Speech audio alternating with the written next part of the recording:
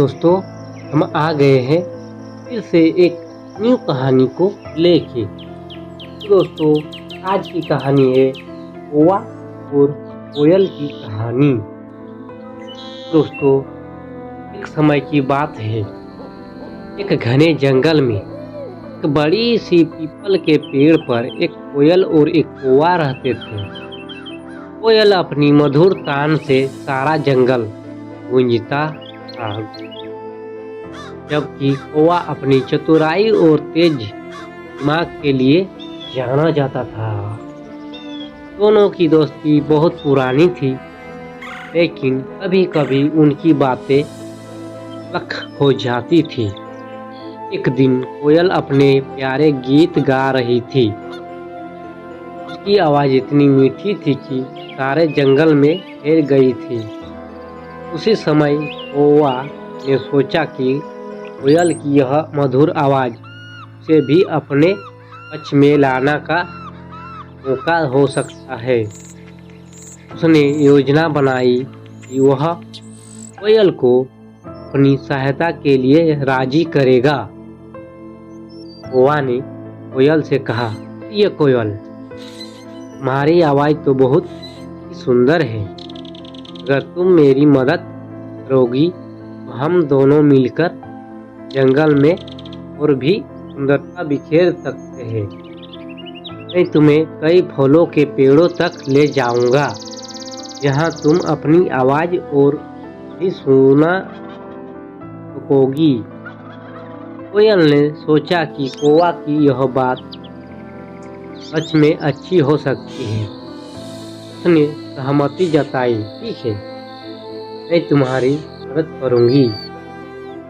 हमें साथ मिलकर जंगल को और सुंदर बनाना चाहिए। अगले दिन कौवा ने कोयल को ले जाकर उन फलों के पेड़ों तक पहुंचाया, जहां फल बहुत ही मीठे थे। कोयल ने वहां अपने गीत गाने शुरू कर दिए। शुरू में तो सब कुछ ठीक चल रहा था, लेकिन कुछ ही दिनों में कौवा ने देखना शुरू किया कि कोयल ने गीतों की मधुरता से जानवर बहुत आकर्षित हो रहे हैं, जिससे उनका अपना भोजन कम हो रहा था। कौवा ने यह स्थिति अपने पक्ष में लाने का सोचा। एक शाम कौवा ने कोयल से कहा, कोयल, तुम्हारे गीत इतने सुंदर हैं कि सारे जानवर तुम्हारी ओर आ रहे हैं। इससे हमारे भोजन पर असर पड़ रहा है, हमें कुछ करना होगा। कोयल ने समझाया, मुझे तो बस अपनी आवाज़ साझा करनी थी ताकि हम सभी का जीवन खुशहाल हो। मैं नहीं जानती कि इससे हमारे भोजन पर असर पड़ेगा। कौवा ने तब अपनी चालाकी दिखाते हुए कहा, अगर तुम अपनी आवाज़ कम कर दोगी तो मैं तुम्हें उन मीठों फलों तक ले जाऊंगा जहां तुम बिना किसी परेशानी के गा सकोगी। कोयल ने सोचा कि यह एक समझदारी भरा कदम होगा। उसने अपनी तानों को धीरे धीरे कम कर दिया, लेकिन समय के साथ कोयल ने महसूस किया कि उसकी आवाज़ ही उसकी अस्तित्व का आधार है। बिना अपनी मधुर तान के उसे खुशी नहीं मिल रही है। एक दिन कोयल ने कौवा से बात की, कौवा, मैंने तुम्हारी सलाह मानी, लेकिन अब मुझे अपनी आवाज़ की कमी महसूस हो रही है। मैं नहीं जानती कि अब क्या करूं। कोयल ने महसूस किया कि उसने कोयल की भावना को ठेस पहुंचाई है। उसने माफ़ी मांगी, कोयल, मुझे नहीं पता था कि मेरी चालाकी से तुम्हें दुख होगा। मैं माफ़ी चाहता हूँ।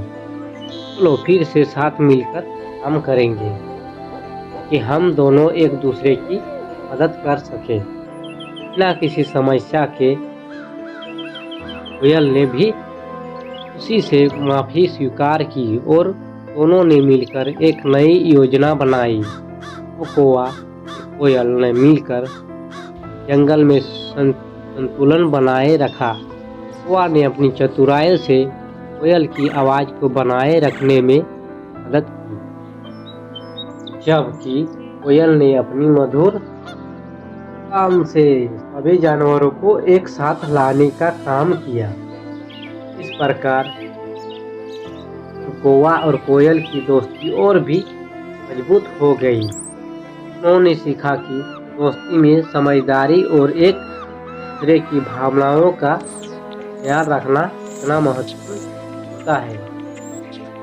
दोस्तों, कहानी से सीख हमें मिलती है सच्ची दोस्ती में समझदारी, सहयोग और एक दूसरे की भावनाओं का सम्मान करना आवश्यक है। चालाकी से कभी भी दोस्ती में दरार नहीं डालनी चाहिए।